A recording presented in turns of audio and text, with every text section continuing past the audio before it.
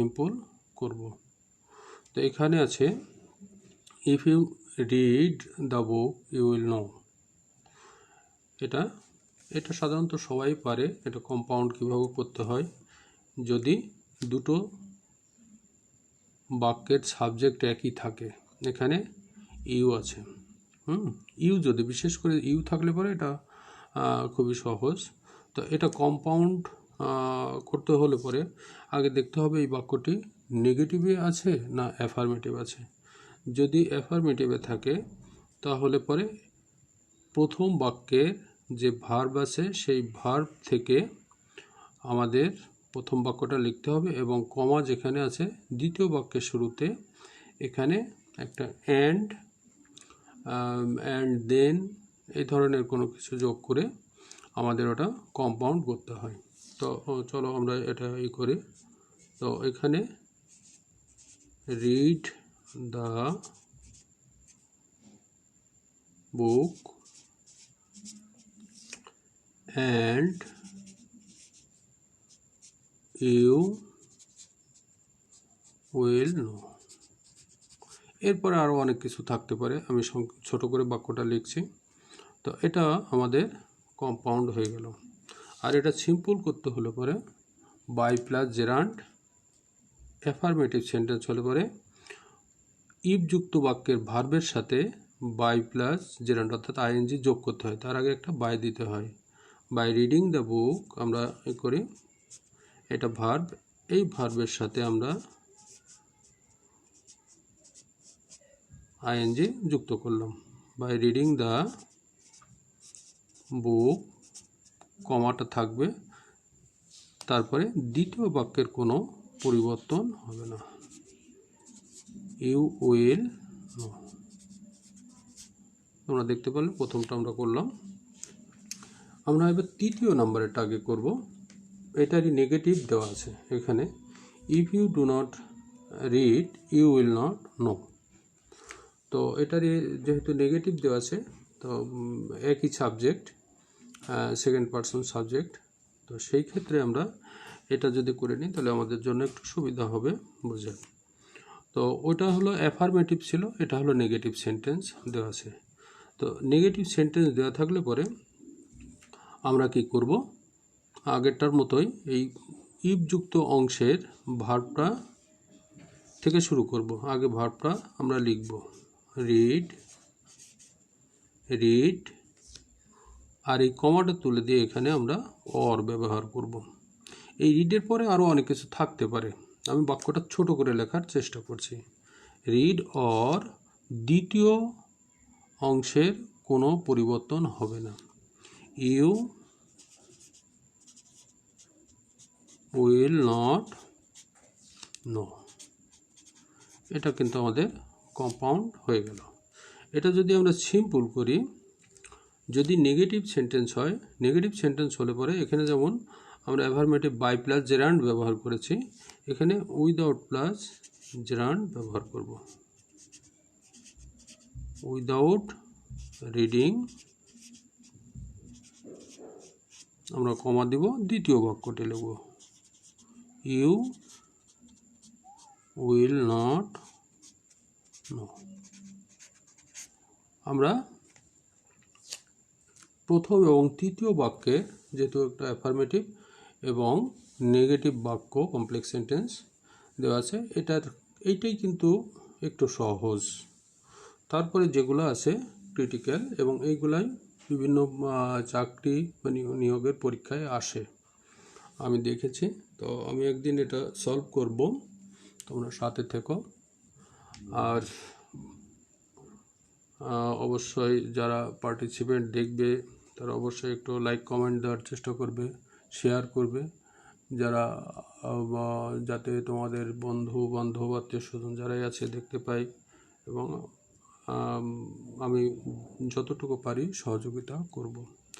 তো এখন এখানে আমরা দেখলাম সেকেন্ড পারসন যখন সাবজেক্ট তখন এক ধরনের হলো। এখানে আমরা দেখছি দ্বিতীয় নাম্বারে if I read I shall pass, এখানে সাবজেক্ট কিন্তু ফার্স্ট পারসন। তো সাবজেক্ট যখন ফার্স্ট পারসন হবে আমি ফেসবুকেও এই ধরনের একটা পোস্ট দিয়েছিলাম, কেউ কেউ অ্যান্সার করেছে, কারো কারো হয়েছে দু একটা, কারো কারো হয়নি। বিশেষ করে এই 2 নম্বরের এই জায়গাটা এসেই সমস্যা হয়ে গেছে। তো যদি আমরা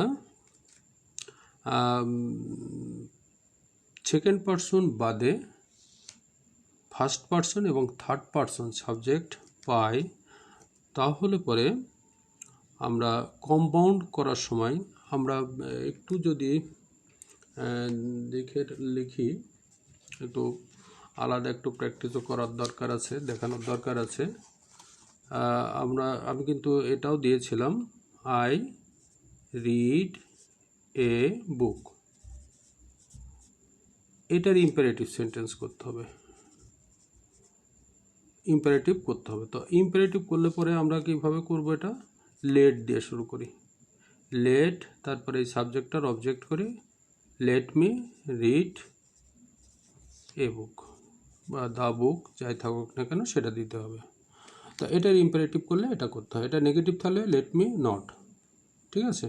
আর যদি সাবজেক্টটা নাউন হয়, নটটা আগে দিতে হয় নেগেটিভের ক্ষেত্রে। তো এই জিনিসটা আমার জানা থাকতে হবে, ইম্পারেটিভ কিভাবে করতে হয়। তো এখানে তোমরা দেখলে, তো এখন আমরা একটু যে উদাহরণটা দিয়ে রেখেছি সেটা দেখি। তো এই যে ইফযুক্ত বাক্য, এটাকে ইম্পারেটিভ করতে হবে। যেহেতু সাবজেক্ট ফার্স্ট পারসন, সেই কারণে আমাদের লিখতে হয় লেট মি রিড। এরপরে কিছু থাকলে লিখতে হবে late me read, late me read. এই জায়গাটা কমাটা আমাদের তুলে দিতে হবে, এবং এই কমাটা তুলে দিয়ে আমরা আগে প্রথমটায় যেমন অ্যান্ড ব্যবহার করেছি, এখানে আমরা অ্যান্ড দেন ব্যবহার করতে পারি। চেঞ্জিং করার সময় একটা জিনিস মনে রাখতে হবে, এটা কতটুকু সৌন্দর্যমণ্ডিত হচ্ছে, হ্যাঁ, সেটাও দেখতে হবে। যদি শুধু অ্যান্ডও দেওয়া যায় তাহলেও হবে, কিন্তু let me read and then I shall, দ্বিতীয় অংশের কিন্তু কোনো পরিবর্তন হচ্ছে না, এটা তোমরা লক্ষ্য করেছো, ঠিক আছে। তো এটা কিন্তু আমাদের এটা কম্পাউন্ড হয়ে গেল। তো এটা সিম্পল কিন্তু বিভিন্নভাবে করা যায়, অর্থটা ঠিক রাখতে হবে, হ্যাঁ। তো এখানে যদি আমরা বাই প্লাস জেরান্ড ব্যবহার করি তাহলে ভুল হবে না। আবার এটা যদি এভাবে করি, I shall pass after reading, তাও কিন্তু হবে। তো আমরা অনেকেই বাই প্লাস জেরান্ড ব্যবহার করে, আমি এটা একটু ব্যতিক্রমভাবেই করি। তো আমরা দ্বিতীয় বাক্যটা আগে লিখি, I shall pass after. After একটা অতিরিক্ত প্রিপোজিশন নিয়ে আসলাম, এই প্রিপোজিশনের পরে ভার্ব থাকলে পরে আফটার রিডিং, তার সাথে আইএনজি যোগ করতে হয়। এটা করা যায়, অথবা by reading I shall pass, এটাও করা যায়। কিন্তু পরীক্ষা হলে 2 ধরনের থাকতে পারে, তো যেটা থাকে না সেটাই আমি দিলাম আর কি। পরীক্ষার, চাকরি পরীক্ষার জন্য হয়তো এই ক্রিটিক্যাল বিষয়টাই থাকতে পারে। তো আমরা এটা 2 নম্বরেরটা দেখলাম। এবার 4 নম্বরেরটা দেখি, ওইটারই এখানে নেগেটিভ দেওয়া আছে। তাহলে নেগেটিভ দেওয়া থাকলে কি করতে হবে, আমার এই প্রথম অংশটা লেট দিয়ে শুরু করতে হবে। লেট মি, এই সাবজেক্টের অবজেক্ট করতে হবে, যেহেতু প্রোনাউন নটটা পড়ে।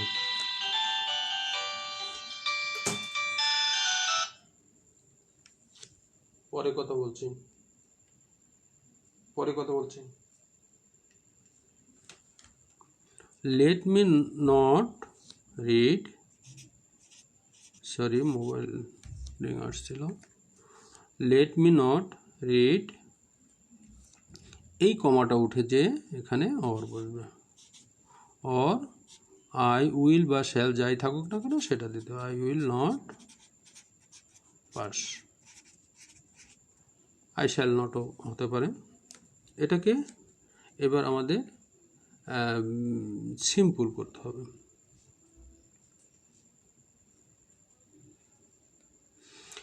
সিম্পল কিন্তু বিভিন্নভাবেই করা যায়। যদি আমরা উইদাউট ব্যবহার করি, উইদাউট দিয়েও করা যায়। Without reading I will not pass, হ্যাঁ, খুব সংক্ষেপে। এইটা নেগেটিভ থাকলে পরে উইদাউট ব্যবহার করা যায়। উইদাউট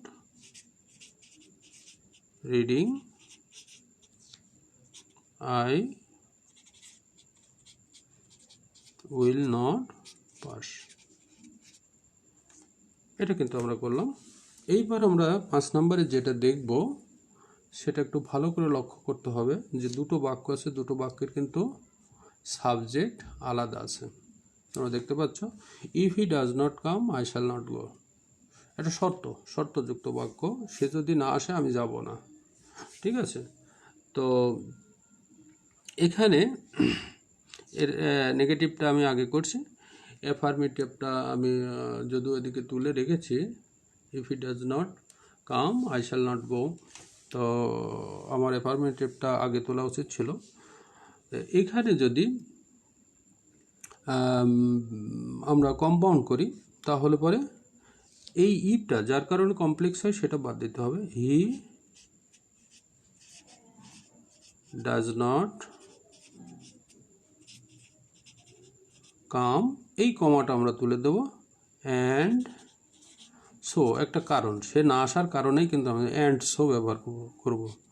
আই শ্যাল নট গো, বাদ বাকি অংশ এখানে লিখতে হবে এটা, তাহলে পরে কম্পাউন্ড হয়ে যাবে। এইবার এটাকে আমরা সিম্পল করব। তো সিম্পল আমি আগে বলেছি অনেকভাবে করা যায়, কিন্তু সেন্টেন্সের সবথেকে সঙ্গতপূর্ণ অর্থ যেটা দেয় সেটাই গ্রহণযোগ্য হয় কিন্তু। তো এখানে আমরা ইন কেস ব্যবহার করেও কিন্তু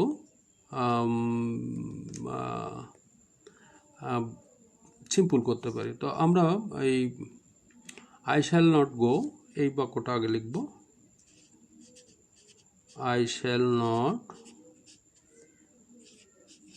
গো, হ্যাঁ, তার আশায় যদি ব্যর্থতা হয় বা ব্যর্থ হয়, সে আসতে যদি ব্যর্থ হয় তাহলে আমি যাব না। তো এই জায়গাটা ইন কেস এর ব্যবহার আমাদের দেখাইতে হবে। ইন কেস অফ, এখানে যে সাবজেক্ট আছে তার পসেসিভ কেস, হিজ আমরা ফেইলার কথাটা ব্যবহার করব, failure to come.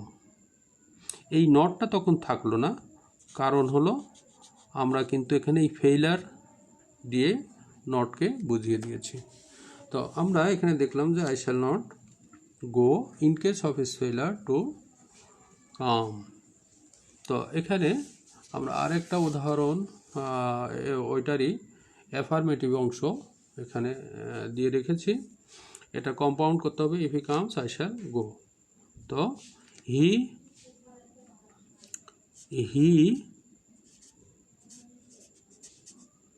comes and only then, হ্যাঁ, এই অ্যান্ড দিয়েও করা যাবে, অ্যান্ড দেন দিয়েও করা যাবে, অ্যান্ড অনলি দেন, হ্যাঁ, এখানে এই কয়টাই দিয়ে কিন্তু করা যাবে, অ্যান্ড দেন, হ্যাঁ, অ্যান্ড দেন। আবার অ্যান্ড দিলে পরে, শুধু অ্যান্ড দিলে পরে একটু দুর্বল গোছের চেঞ্জিং হবে। তো আমরা এই দুটোই দিলাম, he comes and then I shall go. এগুলো কিন্তু খুবই জটিল, কারণ সচরাচর বইতে, কোনো গ্রামার বইতে এইভাবে দেওয়া থাকে না। এটা ইংলিশটা অ্যানালিসিস করতে করতে, প্র্যাকটিস করতে করতে এই জিনিসগুলো কিন্তু পাওয়া যায়, করা যায়। তো আমরা এটাকে যদি সিম্পল করি তাহলে পরে আই শ্যাল, পরবর্তী বাক্যটা আগে লিখি, আই শ্যাল গো। এটা বিফোর আফটার ব্যবহার করা যায়, এখানে বিফোর না আফটার, কারণ সে আগে আসবে। আফটার, এরপরে সাবজেক্টের possessive case, after he is coming, I shall go after he is coming, তার আসার পরে আমি যাব, ঠিক আছে। তো আমরা দেখলাম বিভিন্নভাবে সাবজেক্ট যদি ভিন্ন ভিন্ন হয়